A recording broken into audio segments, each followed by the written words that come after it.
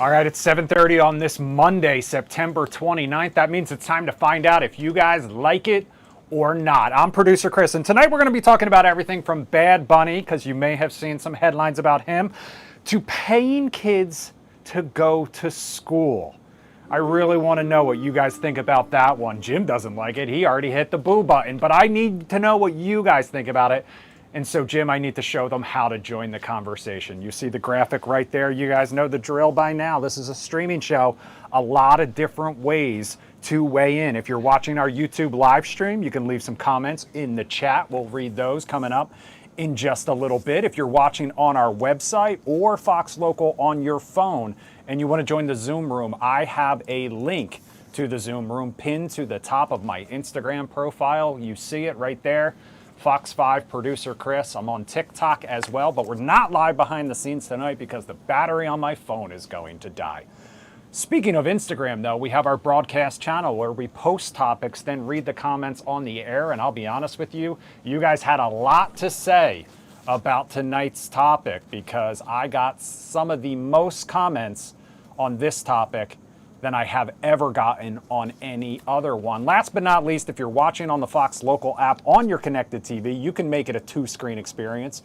Just grab your phone, scan the QR code, get those hot takes ready. Just a reminder, I know I've got all my regulars with me tonight, so you guys know the drill by now. Cameras on, mics off. We'll bring you into the conversation.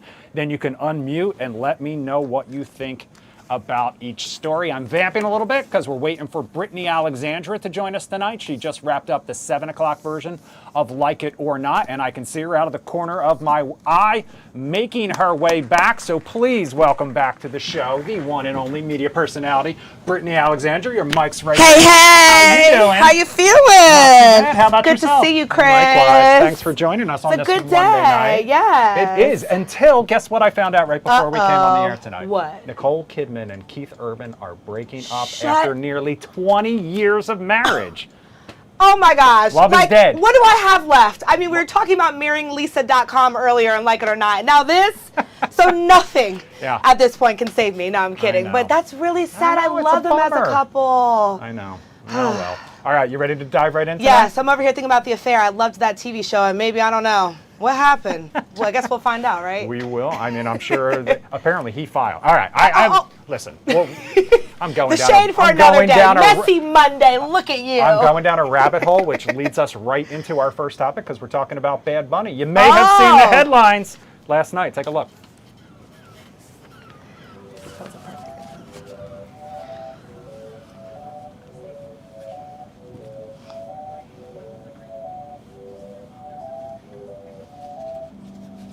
Temprano, mañana hay que estudiar. Pero llamó a la amiga diciendo pa' janguear. Bad Bunny, officially the Super Bowl halftime headliner. The Puerto Rican rapper and global superstar has actually graced the stage before. In case you forgot, he made a cameo during the 2020 show headlined by J-Lo and Shakira, but this time he will be the main event. In a statement on social media after the announcement, Bad Bunny said, quote, "What I'm feeling goes beyond myself. It's for those who came before me and ran countless yards so I could come in and score a touchdown. This is for my people, my culture, and our history." Now, the Levi Stadium show, actually his only tour date in the United States. He just wrapped up a massively successful 30-date residency in his native Puerto Rico. So, Brittany, a Bad Bunny halftime show. I'm here for it. First of all, I was like literally trying not to speak because I know that song. This is the first thing we're talking about. Will all the music, of course, be in Spanish, but will he have an English song? Neither there or whatever. The fact is, I don't know a single thing he's saying, and I dance to his music all the time. So I am so excited about this for sure. I think it's a big deal for him. I have to tell you, and I was just having this conversation with a friend of mine, David, who is a huge Bad Bunny fan. Remember, he just had the concert that's streamed on Prime Video, and I saw him right afterwards, and he was all decked out in his Puerto Rico hat, his Puerto Rico jersey, and everything like that. Papi. I don't know a single song by Bad Bunny, but admittedly. You know the beat. But I know the beats, and I think this is such a great choice, especially I mean, literally, we were just talking about the Pittsburgh Steelers game yesterday. Yep. That was in Ireland. The NFL has been making a huge push to be more international. He is a huge international sensation. And I don't know if you watched Happy Gilmore too, but Yeah, he is I have. hands down the best part of that. Scene stealing from start to finish. I think So, you're right. I think that it's going to bring a whole new audience that's going to not just watch Bad Bunny, but see what us Americans love, which is football, and bring in, new demographics for sure. So I'm super excited. I love Adele, but I'm happy it's not Adele. When I saw those rumors, I was like, Super Bowl, turn up, Adele. It doesn't go together, but Bad Bunny makes a lot of sense for sure. So let's see how the Lion Zoom room feels about it. I see Melissa shaking her head. Welcome to the show on this Monday night. Good evening. Hey, Melissa. Hi. So I am a fan of Bad Bunny. As you all may already know, he did give up residency here in the States to go and help out in Puerto Rico. And if you didn't know, a lot of the local vendors there made enough money during his shows there to be able to take care of themselves and their whole. And as a fitness instructor, I use his music on remix all the time. And I'm all for it. Bring it on. And I'm sure that he's going to have something up his sleeve where he's going to mix it up both English and Spanish. Because he does how to speak English. He knows how to speak English. But he was on Happy Gilmore. I did watch it. I'm a Happy Gilmore girl, fanatic. And he was so funny in that movie. So, was great. yeah, I'm all for it. Yeah. All right. And I NFL, so.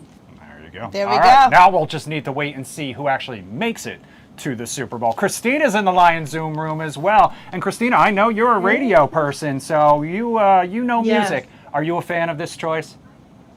Absolutely. I love it. I think it's a great same thing, we're talking about in terms of expanding demographic and you want the Super Bowl energy at the halftime show to be up and live and lit. And so, yeah, absolutely. Let's go for it. I love his music. I think it's great.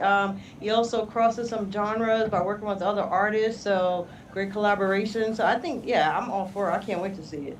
All right, Chad's in the Lion Zoom room, fresh off of his in-studio appearance Friday night. Shirts stayed on tonight. Shirts stay on tonight, Chad. Chad, how do you feel about this pick as a DJ Chad, how do you feel about this pick for the Super Bowl halftime show? So this is, I have a complicated relationship with Bad Bunny because he's the reason why I quit DJing, right? Oh no, I didn't know that. Tell me why. DJing, I'd be all into what I'm doing. And I'm telling you, 9 out of 10 requests are Bad Bunny. So I personally don't love Bad Bunny, but when I play Bad Bunny, people lose their minds over it. So if I say I don't like Bad Bunny, I don't know who else I would replace him with. I don't have a better suggestion. So I'm gonna go ahead and say like it. I mean, he's just as big as Beyonce. You know what I mean? At this point, on an international stage. Brent, let me bring you into this conversation because last year's Super Bowl halftime show with Kendrick Lamar, that was the most watched Super Bowl halftime show ever. So he's got some big shoes to kind of follow up in. Do you like this pick or not? Who, Jay-Z? Well, having Bad Bunny perform this year, Jay-Z, Rock Nation was the one who selected He's like, him. I like the fact that Jay-Z picked him. Yes, Okay, we're here with that for Rock Nation side. I'm thinking 2026. I like the fact that to give people opportunities, you know what I mean? I like that. But everything else, I don't get grabby part of it. I feel it. Gotta keep it real for sure. But like he said, I do like that Jay-Z is diversifying the portfolio when it comes to picking artists for the Super Bowl halftime show. And maybe J-Lo will make an appearance since he made one back then, right? That's right. Maybe a little quid pro quo, like they say. All right. Speaking of sports, we got to talk a little golf now, okay? And I don't even care if you're not a fan of golf because we have to talk about what happened this weekend at the Ryder Cup. You may have seen some of the highlights on social media, but the European team beat Team USA in the All-Star Face-Off. They had their work cut out for them, though, as you can see Rory McIlroy right there. We're not talking about the competition on the links. We are literally talking about what was going down with the fans. Rory and his teammates brutally heckled by the American fans at Bethel-Page. Someone even threw a beer at him at one point, hitting his wife. After the match, McIlroy called it unacceptable and abusive behavior. Social media, like I mentioned, full of video showing the four-letter words and other taunts being thrown back and forth. At one point, Rory threw some F-bombs back at the crowd. At another, he literally refused to swing his club. You see them right there until the crowd shut up. So if you are a golf fan and you're at all familiar with the Masters, this is about as far the opposite direction as you could possibly get. So Brittany, I this agree. fan behavior. I do not like it, first of all. I am in a family full of golfers, my brothers, my dad. There's etiquette when it comes to being on the golf course, and this is the completely opposite of it. So, you know, as well as Rory, like, of course, cursing at the fans is not acceptable, but I'm sure he literally was taken out of character because he's used to the fact that this is not the character of fans or even just being on the golf course practicing. So this is unacceptable. Throwing beer cans and then hitting the wifey on top of that? Oh, no. Yeah. I mean, Allison. I'd be cussing right back at them, too. Shoot. Allison, I know you're an avid golfer out there, but I mean, the behavior of the fans, and especially on such an international stage, was it a black eye for America in this case? I mean, that's horrible because golf is like one of the calmest sports out here, so it's so shocking to hear that. But it seems like that's the culture of the world. It's like when you see world leaders being so belligerent and evil and nasty and always wanting to fight all the time, it's like that is starting to become a culture, and it's so ugly. Like, people need to learn how to calm down and take a beat and not have their emotions take over, because that got ugly. And like Brittany was saying, for his wife to get hit, that's way out of control at that point. It's just out of control. Yeah, and some fans were basically saying that with the World Cup on its way to the United States next year, that they hope that fans are better behaved because we're going to have so many international guests here in the United States and all of North America basically rooting for their teams. Let's talk about back to school season now, okay? I know we are more than a month into the new school year, but students here in DC, some students here in DC, may have an extra incentive to hit the books, and we are talking about a paycheck. According to the Washington Post, the Digital Pioneers Academy in Southeast DC will pay 40 randomly selected seniors $50 each week to come to class for a total of around $2,000 if they have proper attendance. The school is joining a national study trying to understand how reducing poverty may affect a child's life. Data shows that over half of its high schoolers missed more than 10 days of school without an excuse last year.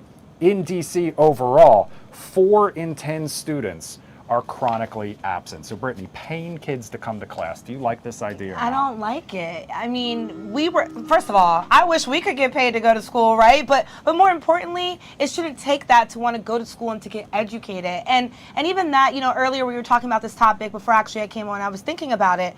It really is, you know, it's the social working community that really needs to work with these students and these parents to see what's really going on and affecting these kids not going to school. Paying them's not the answer. And to be completely honest, some of these kids, even if you throw them money, they're still not wanting to go to school. So what the answer is, I think is deeper than a paycheck. Yeah, I mean, maybe it's incentivizing a grade, for example, so that they do the work in the class, not just be present. David's in the Lion Zoom room tonight. David, this idea of paying students to come to class as part of this study, do you like it or not?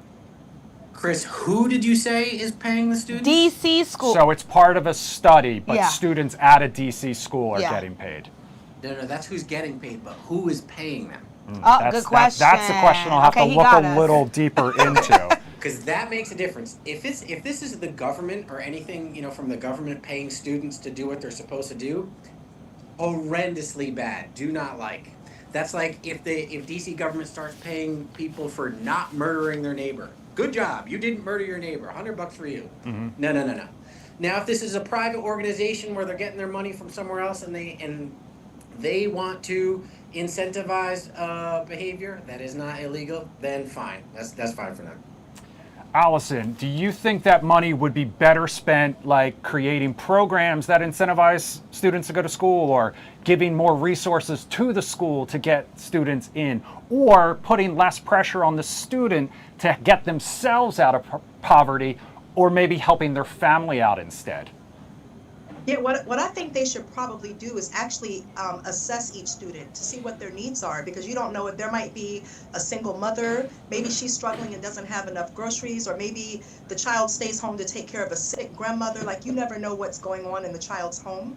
So I would assess each situation, see what the needs are, and just say, okay, this one needs a mentor, or this one just needs transportation, or this one just needs more money in their home, and just see what each person needs and help them that way. But don't pay them to go to school, because by the time they get out of high school, they're going to be like, oh, they're not paying us at college? Well, I'm not going to go. Exactly. And they're going to sit there and think that somebody owes them something. And that's going to have them confused when they get out in the real world.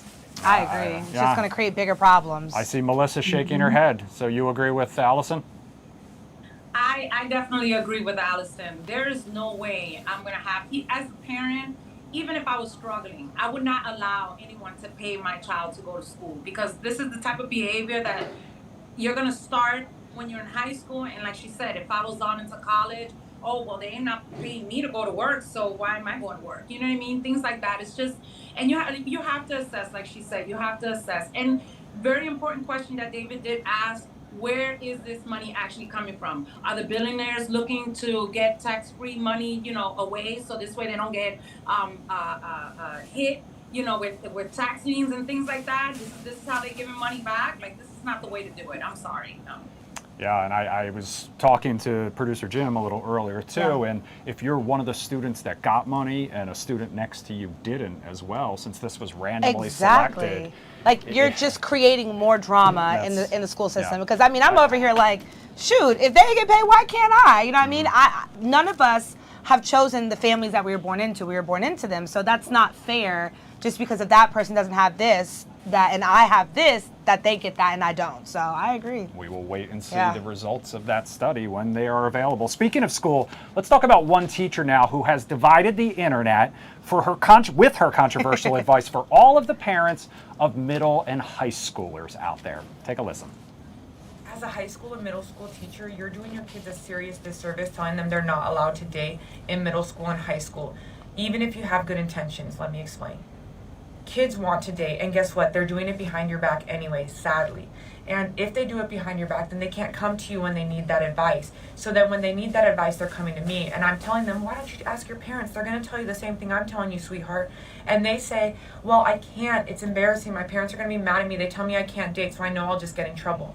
You're punishing your kids for the wrong things. You should be teaching them how to discern and date wisely, how to pick good partners. Because when you shelter your children like this and you don't let them come to you for advice, they're always going to be scared to come to you for advice. And then when they're 20 years old and they're trying to have kids and get married and they don't know how to discern a good person from a bad person or set boundaries, they might have kids or get married to the wrong person, which is a huge problem that will have serious ramifications for the rest of their life. Whereas having a middle school boyfriend is not going to do anything to their life. So, like I said, the comment section totally split. Some parents agreed, others shared their own personal horror stories. So, I'm Brittany, split too. Yeah? I'm split, Chris, because I feel like I'm a product of exactly what she's kind of talking about growing up, where you were scared to tell your parents of X, Y, and Z. Then the other end, I understand why my parents were, very protective, especially in middle school. High school, I can understand that, but middle school, you're so young. If you kind of cast that net too wide for your children, I mean, marriage before kids, she's talking about when you're older. I mean, it could happen when you're younger, as early as middle school. So it's a really hard thing to navigate, but I think in this day and age, and especially with you, obviously about to be a father soon, open communication is the most important thing for sure. I'm the oldest of 4 children, so I've dealt through all of it when it comes to just being a female and the oldest, and then daddy's girl. So I think the best thing is open communication and setting boundaries, and even telling your children, like, this is why I don't want you to date like that in middle school. So All right. yeah, it's tough. Christina's shaking her head. Christina, what do you think? Letting middle and high schoolers date.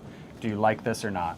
Yeah, I agree. I think I like it. I think we need to help and assist our middle schoolers and high schoolers so they have that understanding. And then I've seen myself, me and Eddie, we've known each other since we were 14. We started dating at 14. And I'm glad we did, because that gave us that understanding early on. We broke up, we dated other people, we got a chance to learn ourselves and who to date, who not to date. So I think if you wait too long, it could create those problems the teacher was talking about. I do know some late bloomers, and they struggled because they had that strict parenting and they didn't have those skills when it was time to date and they were old enough. So I think it's important to have that open communication and not just be completely stern. Maybe put some boundaries around it and help them. But shout out to Christina, 14 and still together. That's a blessing for sure. Yeah. I know. All right. I see Laura push Chad out of the way for her opportunity to weigh in on this one. Yeah, so my parents were pretty strict. I couldn't date until I was 16, but unfortunately, I wasn't 16 until I was a senior in high school. Oh, So I wow. just completely missed all of the dating. And then, life goes on, one thing leads to another, and now I'm stuck with Chad. Yeah. Hey, Uh-huh. Yeah. Exactly. look at that. Also, we learned today that Laura is apparently a genius because she was 16. I was Exactly, like that's what I'm 16 like. like freshman Hey, year. that subtle Exactly. flex you had. I know. Very right? subtle flex. Well, I'm here for shout it. out to Laura. Shout out to wifey. Yeah, Chad, you really are dating up here, sir. As What kind of I flex you think call we that? all were aware. All right, keep the comments coming on Humble brag. all of these stories in the YouTube comment section. We'll check that in just a second. Coming up next, though, watching with the closed captioned on. Do you like it or not? It may have something to do with how old you are, but not in the way you might think. We'll be right back.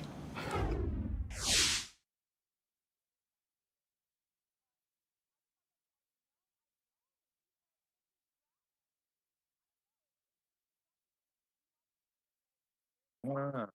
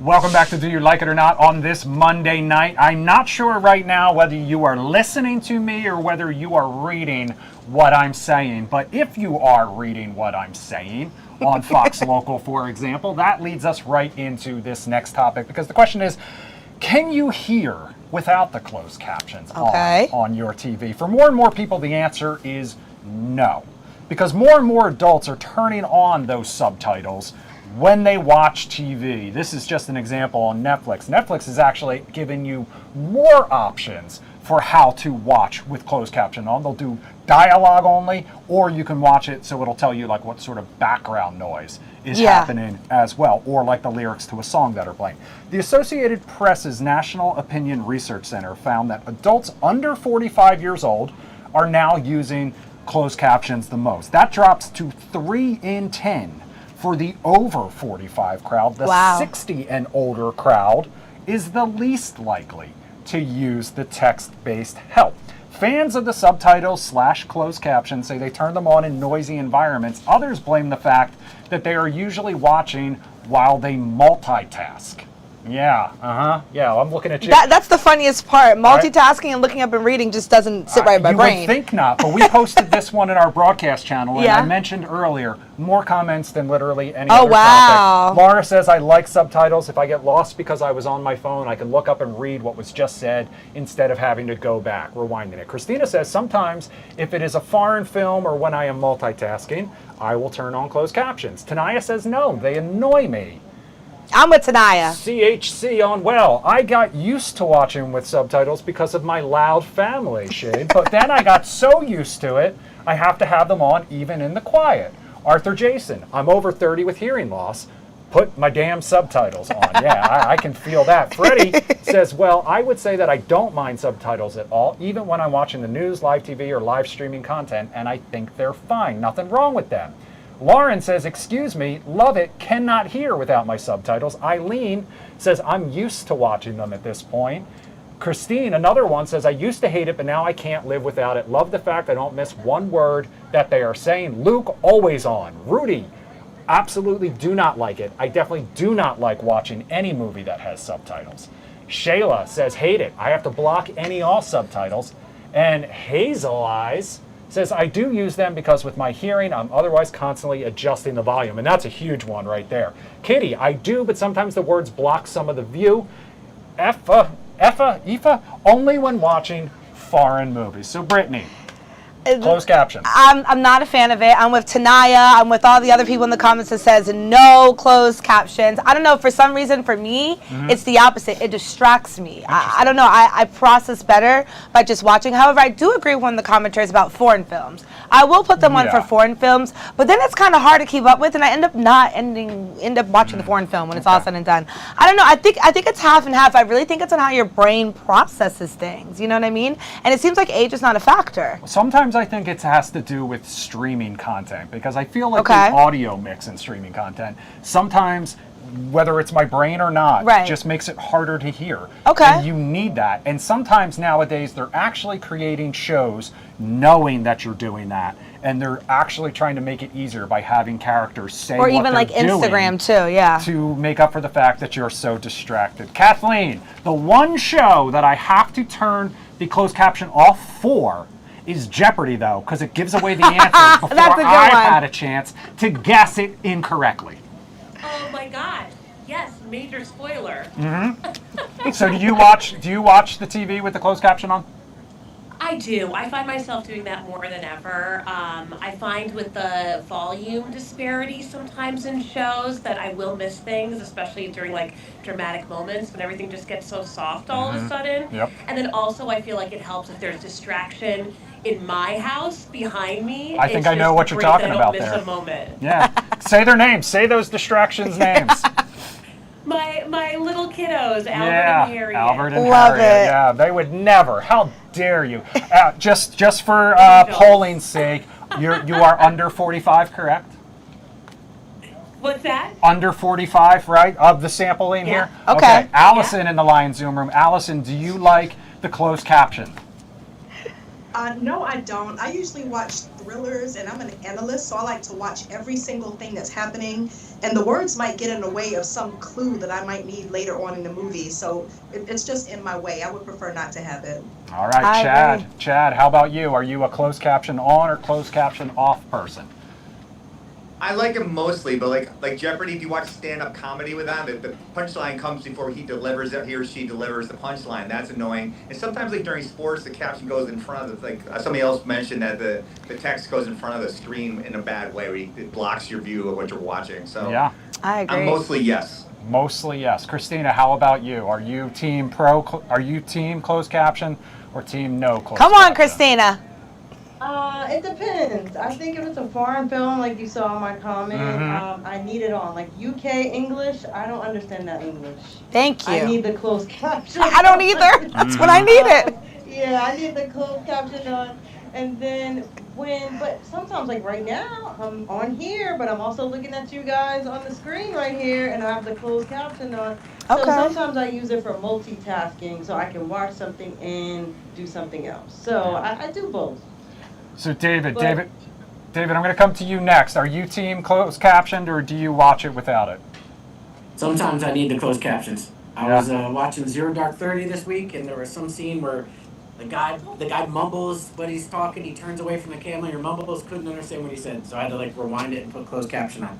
Yeah. Maybe sometimes with you too, Chris. I gotta put closed caption on with you. Yeah, to see how I'm pronouncing water, etc. You know where I'm insanely guilty of this, and I'm a total hypocrite at the same time, is when I'm watching videos scrolling on my phone, I would always prefer that there are captions. I agree with that. I'm never going to click on the video and actually listen hear the to sound. it, and I would love to just read what you're saying instead. We're down to the final seconds, 30 seconds of the show. So to thank you to everyone who joined us in the Lion Zoom room on this Monday night, starting off your week with us. Thank you, Brittany, for joining us once again. We did it. Another one in the always a great do you like it or not. Producer Jim, who's had the longest day, I'm producer Chris. Have a great night. Night, y'all. Awesome.